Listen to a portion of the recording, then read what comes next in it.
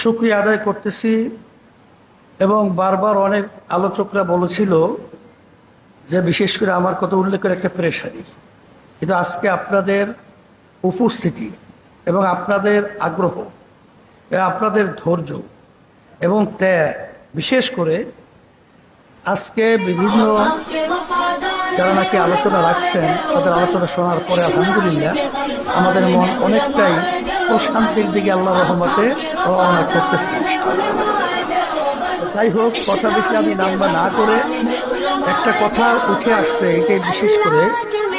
যোগ্য মুআল্লিমের অভাব। আসলে বাস্তবতাও তাই, আমরা অনেক মাদ্রাসায় মুআল্লিম দেওয়ার মতো এখন পর্যন্ত কোরআন শিক্ষা বোর্ড থেকে সেই অবস্থাটা তৈরি করতে না পারার পিছনে মূল কারণ হলো আমরা যেটা আসলে চিন্তা করে দেখছি যে বাংলাদেশের কওমি অঙ্গনে